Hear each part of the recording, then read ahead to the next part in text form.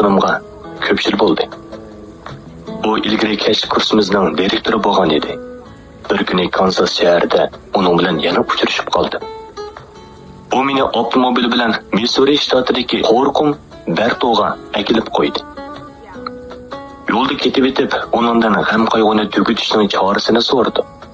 U menga kishining yurak torini titratgudek tuvandagi voqeani so'zlab berdi. Buni umr bo'yi unutmayman. Ilgari menmi fikrim ancha ochiq emas odam edim, dedi u menga. Biroq bir kuni Biyo shahrida bir ishga ko'zim tushib qoldi. Bu ish ko'nglimdagi barliq qayg'u tomonlarini haydab chiqadi. Ishning yuz berishidan oxirlashishigacha oran 10 sekund vaqt ketgan bo'lsa-mu, biroq bu 10 sekund vaqt ichida men ilgari 10 yil ichida o'rganganlarimdanmi ko'p narsalarni o'rganib oldim. Bundan 2 yil ilgari men Weibo shahrida mustamlika qilingan joylarning tovarlari bilan tijorat qilardim. Omadim qochgan bo'lsa kerak. Topgan taggan hamma dasmeydan quruq qolgandan boshqa yana ko'tarib qo'pqisiz qarzga bo'g'ilib qoldim.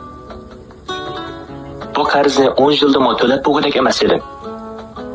Ilk kuni do'konimni taqab, savdogar Kanchilar bankasiga berib, pul qarz elib, Kansas shahriga qaytib kelib, xizmat topmoqchi bo'lib turatdim. Demim ishimga tushib ketgan edi. Yo'l mansam qadimimni aran yutkab taslim oldim. Bu dunyoda yashashdan joq to'ygan, balimdan ketgan edi. Bu chog'da yo'lning u qaslig'ida ikki puti yo'q bir odamning kelayotganligiga ko'zim tushib qoldi. U ostiga choq bekitilgan bir yog'och taxtayda o'ltirib, uni qo'lida istirib kelyotdi. Men uning bilan uchrashgan chog'da u cho'ng yo'lni kesib o'tib, piyodalar yo'liga mangay deb turgan ekan.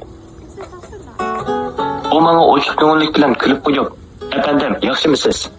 Bugun havo haqiqatan yaxshi, shundaqmi?" dedi. Uningga engishib qarabla o'zimning haqiqatan katta boy ekanligimni his qildim. Menda menga olaydigan ish put bor edi. O'zimning andish qilib yurganimdan rostla xijil bo'ldi. Men o'zimga dedim, u puti yo'q turibmi, mushundaq umid bor va xushal yuradi ekan. O'ziga ishonish kayfiyat bilan to'lib teshibdi. Mening sapsaq putim turg'uliq, uningdek bo'lamasmanmi? O'ylab mushiyaga kelganda gejgamdan besib turgan eg'ir yukdan qutulgandek bo'ldim. Buningdan ilgari men bankidan $100 qarz olsam bo'ladi deb turgan edim. Bu ishdan keyin g'ayratga kelib $200 qarz oldim. Dastlabda bankdagilarga Kansas shahriga qaytib xizmat topmoqchi bo'lyapman demoqchi edim. Keyin ularga mushiyadan xizmat topa oladiganligimga to'liq ishonchim bor dedim. Pul qarz oldim. Keyincha rostilla xizmatni topdim.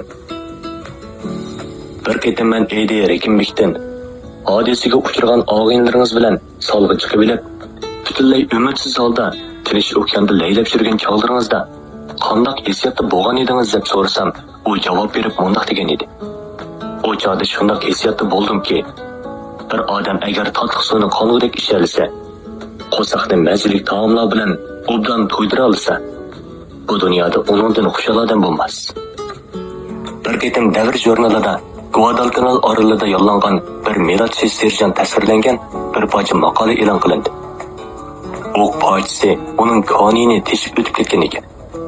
Doktorlar uningga 7 ketim qon beribdi. U gap qilolmaydigan bo'lg'ashqa bir bog'iqcha yezib, doktordan "Men saqi olamdiman" deb so'rabdi. Doktor "Cho'qim saqi olaysiz" deb javob beribdi.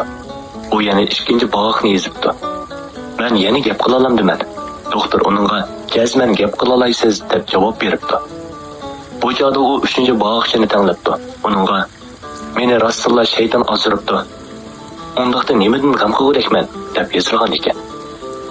Bu boda sizlarmi o'zingizlarga ashundoq savol qo'yib baqsanglar, ko'nglingizni barakana qilgan ashu masalalarning amaliyotda intoyin kichik ishlar ekanligini tezlik bayqab olasizlar. Turmushdagi ishlarning taxminan 90% o'ngishli bo'ladi. O'ngishsiz bo'ladiganlari oran 10% ni egallaydi. Agar turmushimiz ko'ngillik o'ssin desak, ko'nglimizni 90% ishga qo'yib, 10% ko'ngilsiz ish bilan korimiz bo'lmasa, undaq bo'lmaydigan son-sanoqsiz hasrat va g'am qayg'uda qolamizda, o'zimizni oshqozon yorisi va qon besimi yuqorilik kasaliga giribdor qilib qo'yamiz. Gerifning Sayoiti nomli asarning avtori Jonnasin Silfit Angliya adabiyot sohasidagi tipik umidsiz odam. U bu dunyoga to'rilib qolganiga bearam bo'lgan. Holbuki uchiga chiqqan bu umidsiz odam cheksiz umidsizlik ichida yashab turibmi, ozodlik va xushallikning sog'lomlik jihatidagi ajoyib kuch-qudratini madiylagan.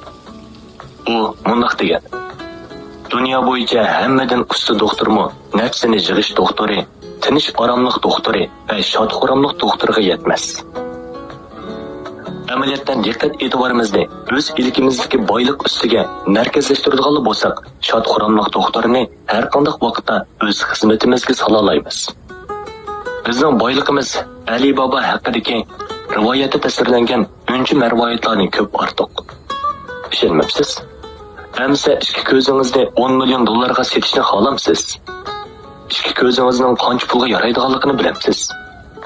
Ikki qo'lingiz bilan ikki quloqingizning qancha pulga yaraydiganligini bilamsiz?